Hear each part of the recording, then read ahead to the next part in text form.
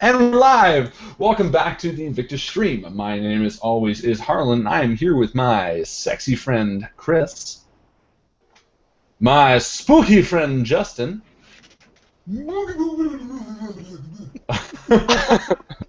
And my I'll go with sexy friend, Michael. How are you guys How doing you tonight? doing? I'm doing good. How are you doing? How you doing? How's everybody doing out there in Lava Land? And how are the three friends doing? Oh, Finally, we get I, Alex out here, eh? Phew, Alex. yeah, Oh, my goodness. Well, slammo every 5 minutes. Come on. trying. We don't need no slammo. He's going to watch us and cry himself to sleep. But seriously, congrats on him for getting married. It's going to be a fun time. And I'm excited because I'm his best man. I get to give a speech. I get to give a Brandy Jack speech. Nice. There you go. We'd be like, ladies and gentlemen, it's all You're going gonna- to be fine. You're gonna improv it, right? I'm gonna You're improv it. improvise it Actually, and I break do it? have like rough discussion points for the speech, but I'm gonna wing it. That's what Harlan does. That's how I did my wedding speech. So I wrote my vows. So, again, for all you guys watching out there, this is a little preamble, a little precursor to Call of Cthulhu, which is going to be starting in a few weeks. And I wanted to talk a little bit with these guys about their characters and a little bit about kind of what is to be expected and what's coming around the corner in the weeks to come. Oh, Mike's looking scary. Actually, I have that no does kinda look scary. sanity. It does look scary, actually. I'm not too. You kind of made me nervous about that. So one of the things that I did want to talk about with Call of Cthulhu is kind of what the world is about for you guys who don't know. One thing that we're going to do when it comes up is we're going to roll up characters. But over the past few weeks, these guys have been talking to me, and I've been talking to them, and getting little pieces of their backstory and kind of their character names and piecing it together, because we're going a little bit different about Call of Cthulhu. So to keep it broad, Justin, you played a lot of Call of Cthulhu. Why don't you give us a quick rundown of what Call of Cthulhu kind of is? Okay. Well, I mean, basically, Call of Cthulhu is a role-playing game that is based around the stories and imagination of H.P. Lovecraft, who was a very prominent writer in the early 1900s, 1920s or so. Yeah. And he made many famous stories like The Call of Cthulhu, The Dunwich Horror, with the Color from Out of Space, I think is one. Reanimator. A lot of movies based around the works of H.P. Lovecraft. And the whole thing about it's horror. He's a horror writer. And I would say that the biggest theme in his books is that the greatest fear, the biggest fear that any human ever has is the fear of the unknown. Not It's knowing true. what is out there. Yes. And basically, the game uses a D100 system, sort of. That, again, we'll go through when the game starts and things like that. But one of the big things I wanted to kind of announce and talk about tonight was how we're going to be working the investigation system. Now, typically, in Call of Cthulhu games, it's about research and finding out clues to kind of lead you to a solution. Each of these characters, Chris, Mike, and Justin, and Alex, will be playing with us, are investigators of a sort. And Chris, what's your character's name again? My character's name is Henry McFarlane. And I think last we spoke, you didn't have a job for him just yet. Did you find one? Or I had an idea for a job. I believe I would be, well, not a job per se, but I get by gambling and such. Oh, A drifter. Yeah. Drifter, sexy. And Mike, what about your character? I am going to be playing Jarrett Coombs, who is a university student, but not at Miskatonic. He's a religion student, Ah, religion studying major. to be a priest of sorts. And Justin? I'm playing a man named Frank Nelson Underhill, who is a train operator. So And that's all you need to know. Yeah, that's all you need to know. But that's He ends all of his sentence on an inflection. and And that's kind of how these games work. One of the cool things about Call of Cthulhu is that they're everyday people. They're bag boys. They're drifters. The previous game we had, Justin was a musician, Chris was a bootlegger, and Mike was a drifter. I think Holly was a journalist, and Jenny was A secretary. a secretary. All I will say is that if we haven't mentioned it, it is set in the 1920s. It is set during the age of H.P. Lovecraft. Correct. Yes, it is during the 1920s, so there's prohibition, there are things like that. Bob just posted a link that says the oldest and strongest emotion of mankind is fear, and the oldest and strongest kind of fear is fear of the unknown, which is by H.P. Lovecraft, and that's the best way to summarize the Call of Cthulhu role-playing game. It's spooky, it's scary, it's unknown, and it's hairy. So one of the things that the game kind of centers around is research, because these guys are always going to be looking for the solution. They might come into an apartment and find that there's a blood stain on the carpet, and the first thing they're going to do is check a spot hidden, and they're going to be looking around for clues and things like that. One of the staples of this research is going to the library. Now, in Call of Cthulhu, it frustratingly takes 4 hours to research something at the library. Now, obviously, this is in-game time, but it always kind of stirred us as a little bit wonky. If you're hot on the trail of a killer, you don't want to have to wait 4 hours in the library just to find a useful bit of information. It can be frustrating. And because of that, and for a few other reasons, we're cutting that out. Rather, we're taking it out of the player's hands and we're moving it to you guys. So, anyone who's going to be watching and joining on the Invictus stream during the months or the weeks into months that we're playing Call of Cthulhu, you are investigators. You are researchers aiding the investigators. And I'm still kind of narrowing down the system, but what I think I'm going to have is sort of a bit of a vote system that you can wager XP for either way to get the opportunity to research. And I'm going to be sending you guys bits of information that you can then deduce the important stuff. You know, you might get a few pages in a PDF file, and you can highlight the stuff and send it back to the guys, to whoever you want to help out, to give that vital bit of information. But the important thing is, I want to put the onus on you guys, the viewers, because again, having a sense of community is so important to us, and having you guys so involved in the game is what makes it fun. So if you need to spend an extra hour trying to decipher a ritual so that these guys can banish a demon or translate some obscure text into a different form of a cipher, or if you get a picture and there's a multitude of different people in it, but you're trying to find out which of those people is the one that these guys are trying to look for with facial features and description and things like that. So that's going to be on you guys. So their success depends a certain degree on the amount of work that you guys put into helping. I'm just going to say right now that I'm excited about that because I can tell they're a lot smarter than I am. So basically, as Hans put it, they're unpaid interns. Yes. Yes. However, you do get paid in a little bit of XP. XP, as we all know, is kind of the masthead of what makes these games work for us. And I've developed the sheet, the PDF, sorry, for these systems, for the system that's coming up, and I will show that to you momentarily. But while I look for it, because I don't have it open, Mike, why don't you tell us a little bit about sort of how, within Call of Cthulhu, do you remember how the dice rolls worked? Just kind of touching on that? Yeah, absolutely. It's part of what's called the basic role-playing game. So you use the, you're always using percentile dice. And basically, you may have a skill like research, and you may give yourself a certain amount of points. It gives you, say, 10% research. So as you're rolling the percentile dice, oh wait, I can even pull it up here because we've got great dice graphics. As Chris has pointed out.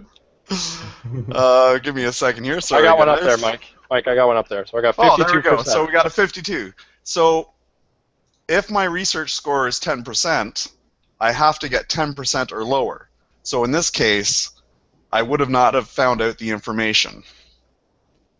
Now, the other nice thing about this system is when you do succeed, you get to put a little tick mark beside that skill, and that actually gives you a chance To become between better. sessions to get better. Now, again, it's still a matter of passing a percentile score, whether or not you get to improve that skill, but it gives you the chance to do so. That's kind of cool because it's kind of like the idea that practice makes perfect versus other systems where you generically, even if you haven't done it ever and have never been successful, you can just get better. Whereas this system allows you to get better because you've used it over and over again. Exactly. And on that note, while I do think the way of leveling it up is fantastic, I kind of find that, at least the Slow. ones that we play, it's very slow. So one of the things that we're also happy to announce is part of the XP system is, well, here, I'll screen share right now. So this is the PDF that we've drawn up for the Call of Cthulhu. And you guys might recognize this. This is the same format we used when we were playing the Numenera. So this one, you can see there's a few different ways that you can earn XP. But the one I want to talk about right now is this: practice makes perfect. And let me zoom in a little bit so you guys can see that. This is what we're talking about. Typically, after an encounter or session of what character is used, you know, if Chris is lockpicking something and he succeeds, he'll check that off. And at the end of the session, he'll roll a 1d10 to try to up it 10 points. Well, you guys can spend 10 XP to award the character of your choosing a 1d10 roll worth of skill points to the skill of your choosing. Now, the fun of this is it is a skill of your choosing, meaning that typically in this game, Chris might try lockpicking, check it off, and then roll 1d10. However, during our game, you might decide, you know what, I think I want Chris to be a little more proficient at Eating. Chris. Eating. Because he slobbers a lot. So you could pick a skill that's on the sheet and say, I'm going to give a 1d10. Driving. I can go to driving. Driving, something like that. So if you guys are nice, it can help them, obviously. But if you want to be mean, it can hinder them a little bit. So will you be putting a list of all those skills for the people to see? Yeah, exactly. Yeah. So what I'm going to do is typically with Numenera, once our characters are rolled up, we're going to post them all so you guys can see all the character sheets, which will give you an idea of what skills there are. If we want to make it easier, I can also post all the skills. And then this file will also be attached there. There's still a few things I want to iron out to make sure everything's fair. But once those two things are up, all it is a matter of time before we have to wait until August 13th for the game to start. Now, the other thing we're doing in kind of preparation of this is, as we all know, Justin is a fantastic narrator.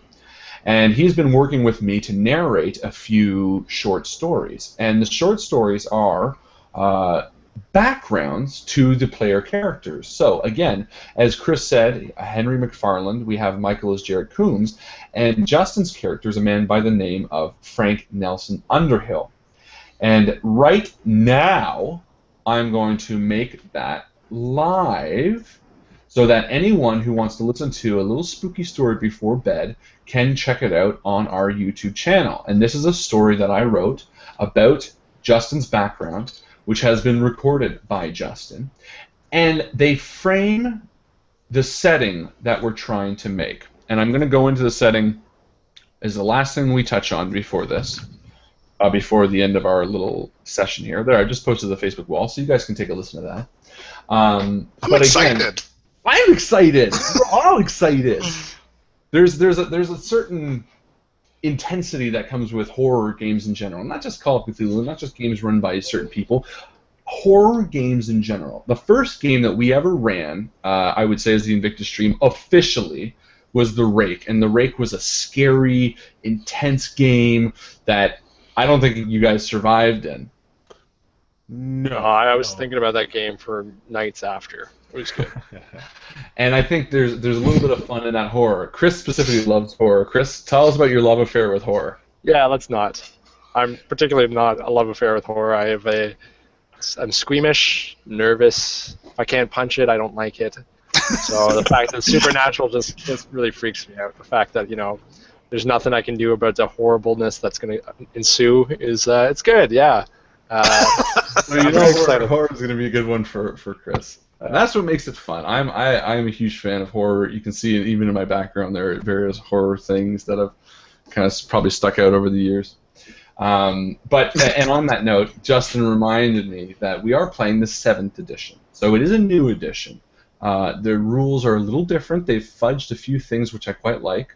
There is a bonus system of luck that has expended points. I can't remember now. I have to look into it. But so if you guys want to play along or figure out the rules, I know Hans, you can let us know when the rules are going wrong. But for the most part, the game is going to be a storytelling game. I have a really cool story set out that is going to take these guys through hell and back.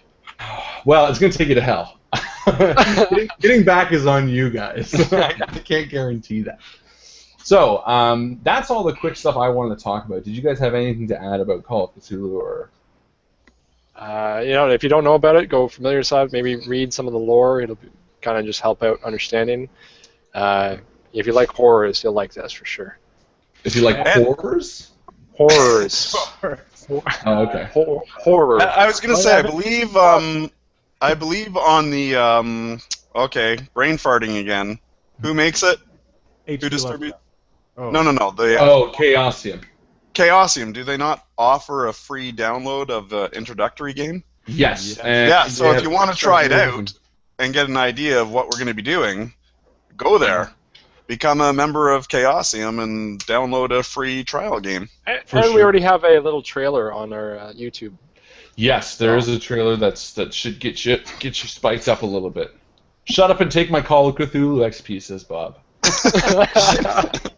Hans has never played Call of Cthulhu, so count him out of the rules and stuff. That's fine, but you can still tell us if you think we're doing something wrong. We'll believe you. So I want to touch on 3 quick points before we go, and we're going to end before 11, so you guys can still hit the bed. 11 Eastern time. I don't know where you guys are, but the one thing I do want to mention off Call of Cthulhu for a second is that while I am excited for it, and it is our next major campaign, we still have 3 weeks of great content that's coming out. Next week, like I mentioned at the beginning, Justin is running a game of The Running Dead with Mike and Chris. Alex and myself won't be here for that one, but the 3 of them are going to have a truly epic time. So no Dennis Collins, sorry. After that, I'm going to be running an End of the World campaign. I think I'm going to do a whole new one. I got a couple good gory ideas in mind. I don't know if Alex will be joining us on that just yet. Oh, no, he won't. He'll be married. He'll be in his honeymoon. And after that point, we're going to have a game run by Mike, which is TBD. I'm putting it on the spot, so he's going to have to, it can be a D&D or whatever you want, Mike. Surprise us. Alrighty. We'll see what happens. A community voted game if you want. And then that's when we start Call of Cthulhu. And so please hang out, continue the conversation. We'll be still awarding the MVP posts and all that kind of stuff. We're going to continue doing the polling all up until Call of Cthulhu and throughout Call of Cthulhu. And if you have ideas for the stream in general or stuff you guys like and want to see more of, let us know. If you're like, hey, I really like when you guys did the recordings or video games, because sometimes we play Twitch streams and stuff like that. If there's content you guys want to see, let us know. We like doing that stuff. We like making people happy. Mike likes making people happy. Or if you want to just know what beer I'm going to be drinking next. It's true. I think we should have Mike's beer blog. It's just a one line every week. I'm drinking this. I will. I'll do. I'm going to start posting it before each one. Michael's beer blog. Because there's a nice one by Witchwood Breweries that comes out just for the Halloween season. Ooh, we'll make it spooky. And then 2 last things. While all of our shows are 18 plus, all of them are 18 plus, Call of Cthulhu is going to be darker. Now, I am toying with the idea of setting the age restriction lock on the videos because they are dark. And you'll see that even the narration of Justin's background does have some pretty touchy stuff in it. But the world of Call of Cthulhu and the world in the 1920s is a dark world. So, let me know on Facebook what you guys think. If you want the age limit off, if you say no, leave it off, okay, maybe we'll leave it off, and we'll just give many warnings throughout the thing. Otherwise, most likely because of the content, I'm going to make it 18 plus. So, not that anyone there is under 18. Actually, I think Gabe might be. I don't know, he's been around for a while. So, we're talking mature stuff, guys. So, we may switch from boobies to penis. To penises. We might actually say it. Penises are fun. They're or funny, maybe right? even nipple. Whoa. And we may not just be talking about male nipples. Whoa. Too heavy, bro. And finally, I just want to give you guys a little bit of the setting so you kind of can titillate your taste buds with the times of the 20s. Titillate your taste buds with the times of the 20s. Arkham, Massachusetts is a fictional city on the East Coast, and it's the summer of 1927 when these characters meet up. The biggest heat wave in the country's history is upon them. Each of these men has something in their past that they're ashamed of, whether it be the inability to ignore the pursuit of knowledge, whether it be beating yourself up over the loss of a loved one, or an addiction. Each of them has something to overcome. And rather than typical stories of heroes falling to their own desires, these are all troubled characters. These are characters who have flawed pasts. And we're going to see if they can right their wrongs and save the world from the World Eater. Either way, that's a little bit of a setting, so you can kind of get with the characters and kind of see what they're doing. So, other than that, thank you guys so much for being with us. Thank you guys for sticking around and seeing a little bit of what we're planning on doing with Call of Cthulhu. We're all very excited. We're going to be putting a lot of new work into it. Justin's done up some really cool frames for our game, so you're going to see our little character portraits and different things. As we're getting more used to Google Hangouts, we're trying to make it a little better. So you'll see a lot more quality coming from the next campaign. And if you have any last questions, I don't think you do. Other than Aisha saying she's so excited that she can't wait with a little baby going like this, which is exactly how I feel. So, other than that, have a good night, guys. Thank you so much for being with us. Again, a big round of applause to Chris and his fantastic campaign. I don't have the effects queued up. There we go. If you're watching this afterwards and you haven't watched Numenera, go back and watch Numenera, and for that, go back and watch Dragon Age as well. And come back for Call of Cthulhu. Because now I need to think of a cool tagline for Call of Cthulhu. Because you might get eaten. All right, Chris, say what you got to say. See you around the table, guys. See you around the table. Good night, guys.